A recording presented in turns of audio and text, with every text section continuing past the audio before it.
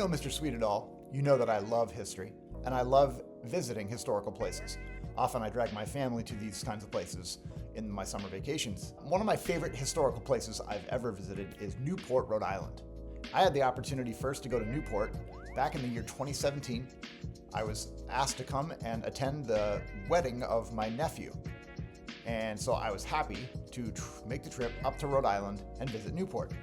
What I found was that Newport was a beautiful city, located right on the ocean, full of mansions and beautiful waterfront, and most important to me, all kinds of incredible American history. Part of the Revolutionary War took place in Newport. The British took it over in 1776 and occupied the city until 1779. So you can imagine I enjoyed walking around this historically rich city, seeing incredible buildings, statues, the first Quaker meeting house in America, and all kinds of other important colonial places. Just to be honest, I also snuck in a little fun. I got super lucky on the timing of this wedding because the Patriots were also playing a playoff game that weekend, and their stadium was only about 30 minutes from Newport. So I was able to grab myself a ticket and see perhaps the most important American Patriot of all time, Tom Brady. But by far, the highlight of my Newport trip was the visit to White Horse Tavern. This is the oldest tavern in America, and I'd read about it several places, and I decided for sure when I'm in Newport, I've got to check this place out. When I went in, I found that it was a pretty dressy place, and I was not dressed as snazzy as I am today, so I felt a little weird about eating in the dining room. So instead, I decided to have my lunch at their main bar downstairs. The bar downstairs was being tended to by a fellow named John Begin, who was very friendly and introduced himself to me, and then immediately launched into a history lesson on that building.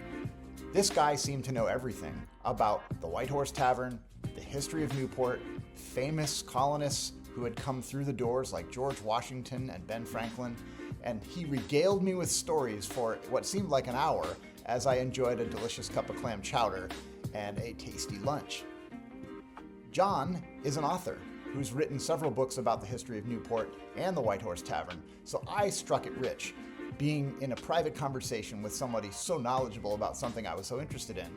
Here's a little clip of John telling some of his history stories to other visitors at the White Horse Tavern. The room directly above us was the city courthouse from 1663 to 1673. A couple famous trials were had up there. There was 26 pirates tried up there, found guilty, and then marched to Long Wharf, which is where Newport Shipyard is, and they were hung on the dock. Oh, wow. Did you hear that, guys? In the largest public execution in the United States. Hey. The story that captivated me the most was John's story about Benedict Arnold. He shared that Benedict's family, dating back to his great-grandfather, had lived in Rhode Island and specifically in Newport, and that their family burial plot was just up the street.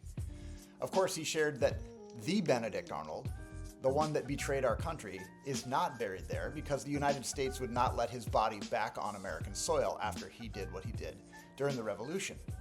But John, who was writing a book at the time about the Arnold family in Newport, had recently called the church in London where Benedict was buried. John was told that Benedict's body had just recently been exhumed, meaning it had been dug up and moved, but they wouldn't tell him where it had been moved to. Curious, John went up to the street in Newport to the Arnold family cemetery, and he was shocked to find that for the first time in over a century, a new grave had been added to their site.